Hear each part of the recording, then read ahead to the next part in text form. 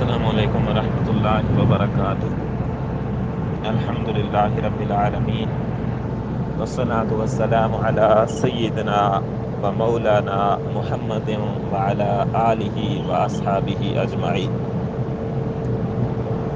جی محترم قاری حنیف صاحب، آپ نے سیاہ خطاب کے متعلق سوال کیا ہے کہ کیا اپنے بالوں کو یا داڑھی کو کالے رنگ سے رنگنا جائز ہے یا نہیں، اور اس ضمن میں آپ نے ایک تحریر بھیجی ہے جس میں مختلف محدثین اور علماء کرام کے اور سلف صالحین میں سے کئی لوگوں کے آپ نے اقوال بھی ذکر کیے ہیں جنہوں نے ان احادیث کو ضعیف کہا ہے۔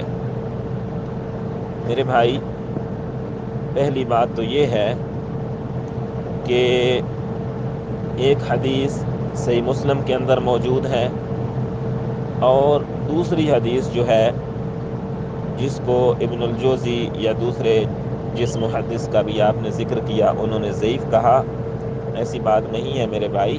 شیخ ناصر الدین البانی رحمۃ اللہ علیہ اسے صحیح قرار دے چکے ہیں، اور وہ روایت صحیح ہے۔ صرف وہ سنن ابو داؤد کے اندر نہیں ہے بلکہ وہ سنن کی تقریباً ہر کتاب کے اندر موجود ہے۔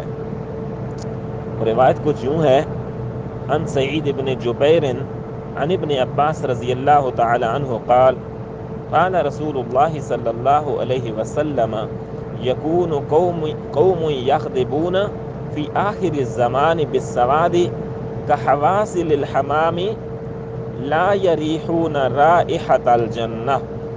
کہ رسول اللہ صلی اللہ علیہ وسلم نے فرمایا کہ آخری زمانے میں کچھ لوگ کبوتر کے سینے کی طرح سیاہ خضاب لگائیں گے، وہ جنت کی بو تک سونگھ نہیں پائیں گے۔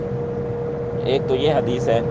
دوسری حدیث صحیح مسلم کی ہے، اس پر تو کوئی کلام بھی نہیں کر سکتا، کہ جابر بن عبداللہ رضی اللہ تعالیٰ عنہ سے روایت ہے: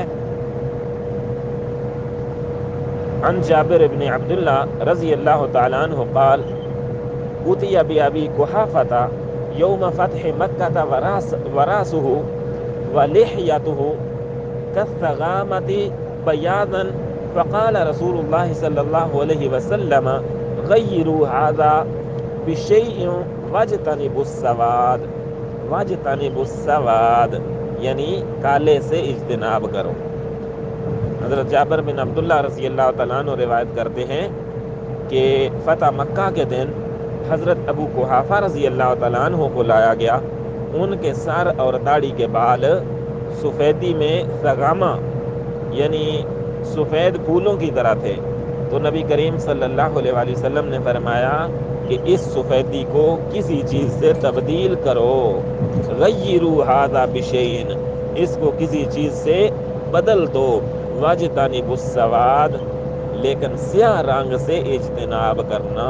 تو اس کی ممانعت یہاں سے بھی ثابت ہو رہی ہے، لہٰذا اس کی ممانعت کے اوپر تقریباً علماء کرام کا اتفاق ہے کہ